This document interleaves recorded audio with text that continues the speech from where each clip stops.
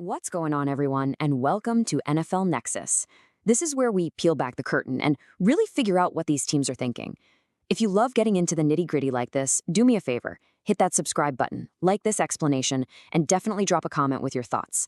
Today, we are diving deep into the San Francisco 49ers offseason strategy. And trust me, it's not just a shopping list, it's a full-blown chess match where every single move is setting up the next one, all with the Super Bowl in their sights. So, where do we start? Well, to understand the whole grand plan, you have to start with the one thread that, when you pull it, makes everything else unravel. And weirdly enough, it all starts with a mystery surrounding their backup quarterback, Mac Jones, and a trade that never actually happened. The question seems so simple, right? Why was his price tag so ridiculously high? What on earth are the 49ers really thinking? All right, so here's our game plan for today. First, we've got to solve this Mac Jones dilemma because it reveals everything about how this front office thinks. Then, we'll take that logic and apply it to the open market to find the best free agents for them. After that, we'll look at the other side of the coin, the worst free agent traps they have to sidestep. And finally, we'll put all the pieces together to show you the 49ers' grand plan. Let's get into it. Okay, let's jump right into section 1, the Mac Jones dilemma. And look, I really want to stress this. This isn't just some side story about a backup QB. This is the Rosetta Stone. If you can understand why they value Mac Jones the way they do, all their other offseason moves, all the players they target and avoid will suddenly make perfect sense. It's the key that unlocks the whole thing.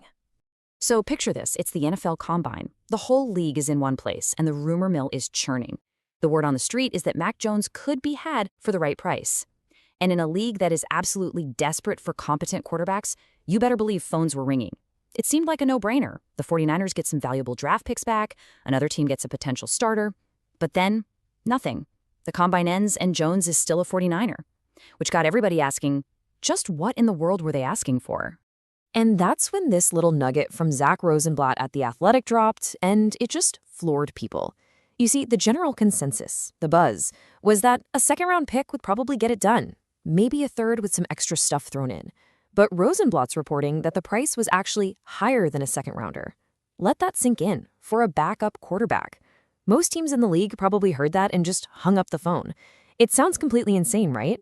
But before you call the 49ers crazy, you have to see it from their perspective. And for that, we have to look at what happened in 2025. Brock Purdy goes down, the season could have gone down the drain. But in steps Mac Jones, and he doesn't just manage the game, he thrives. Look at these numbers over 8 starts. Nearly 70% completion, over 2,100 yards. A really solid 13 touchdowns to just 6 interceptions.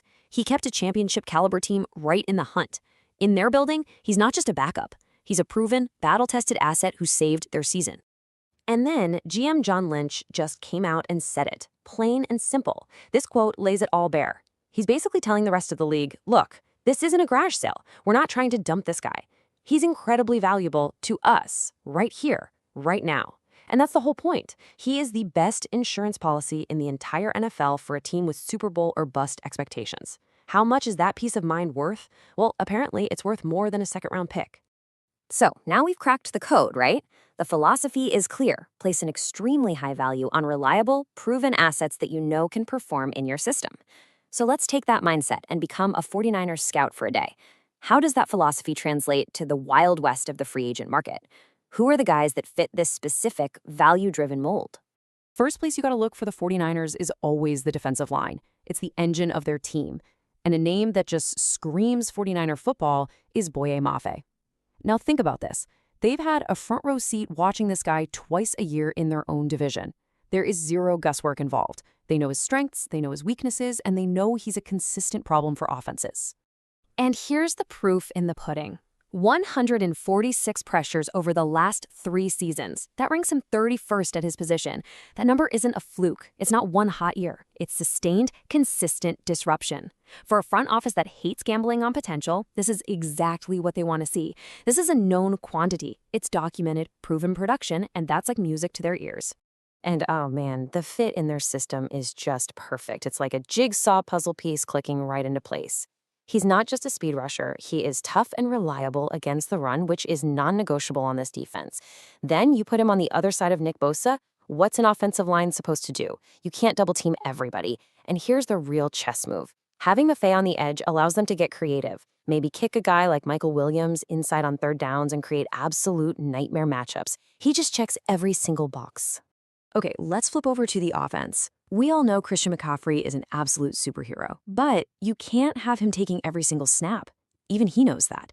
So the question is, who do you bring in to spell him? It can't just be anybody. You need a specific skill set, and a guy like Kenneth Gainwell fits that Kyle Shanahan system almost perfectly. Just look at this chart. The balance is incredible. 537 rushing yards, 486 receiving yards. That's almost a perfect 50-50 split.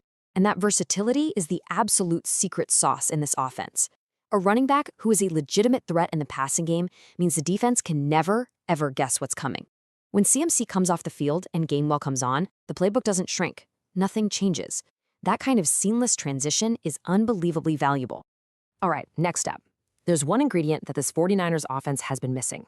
I'm talking about that pure, unadulterated, take the top off the defense kind of speed, a guy who makes safeties backpedal in fear.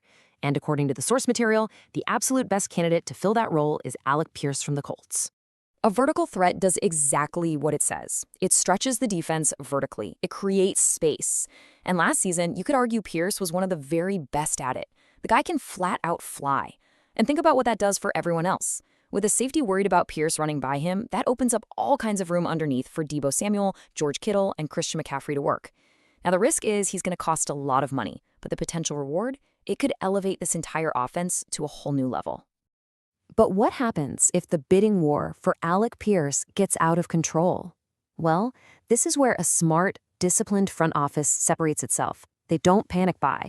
They have a plan B. And in this case, the more cost-effective, high-value alternative is Romeo Doubs. So let's put these guys side by side. Pierce is the Ferrari. He's got that elite world-class speed. Doubs might not be quite that fast, but he's still a legitimate field stretcher. He ran 145 vertical routes last season. He can absolutely do the job. And here are the two big kickers. He's coming from the LaFleur offense, which is basically a first cousin to Shanahan's system, so the learning curve would be tiny. Plus, he's a bigger body and a better red zone threat. So while Pierce is the flashy dream car, Romeo Doubs might just be the smarter, higher value purchase. So far, we've been talking about younger guys who fit the system. But sometimes, when you are this close to a Super Bowl, you gotta break the rules a little bit. Sometimes you need a savvy veteran who has seen it all. And there is no better example of a smart, short-term veteran signing than the future Hall of Famer himself, Khalil Mack. Now I know what you're thinking. 35 years old? For an edge rusher? That's ancient. And you'd usually be right. But Khalil Mack isn't a usual player. The guy is seemingly made of iron. He's always on the field. His production is still sky high. And can you imagine the leadership and knowledge he'd bring to that defensive line room? That's priceless. The key is you don't give him a huge multi-year deal. You sign him to a one-year incentive-heavy contract. It's essentially a one-year rental of a legendary pass rusher for a Super Bowl run. That's not risky, that's brilliant. Okay, so we've seen who fits, but that's only half the game. Knowing who to stay away from is maybe even more important. So let's flip the script and talk about the landmines, the free agent traps that could blow up a team's salary cap and set them back for years. These are the players who would violate every rule in the 49ers philosophy book. And we have to start with the most tempting trap of them all, Joey Bosa. The storyline is perfect, right? The Bosa brothers reunited at last. It would sell 1 million jerseys. It's a marketing dream. But from a football and financial perspective, it's a nightmare. It's the polar opposite of the smart, calculated Khalil Mack signing. I mean, just look at the raw facts. The market says he's going to cost over $13 million a year. He's getting older, sure, but the huge red flag is his injury history. The #1 rule in the NFL is you can't help the club from the tub. You'd be paying a massive premium for a name, for a reputation that his recent availability just doesn't back up. It is a high-cost, high-risk, low-reward move, and it's the exact kind of signing this front office tries to avoid. All right, let's talk about another trap that plays on emotions, the reunion tour. Bringing back a former star. It sounds great in theory. You remember all the good times. But it's usually a bad idea. And a perfect example of that would be bringing back Deebo Samuel. He was a revolutionary player for them. But sometimes you just have to let the past be the past. Because look at the price tag. A projected market value of over $15 million. And according to the analysis, the player you're getting for that money now has lost a step. He's described as slow, someone who can't consistently threaten a defense more than 10 yards from the line of scrimmage. You'd be paying superstar money for what has essentially become a limited gadget player. That is just a terrible use of resources. Next up is maybe the most common trap in all of free agency. It's the temptation to win the bidding war for the guy that everyone agrees is the best player available. It's called the winner's curse, where winning the negotiation actually means you've lost because you overpaid.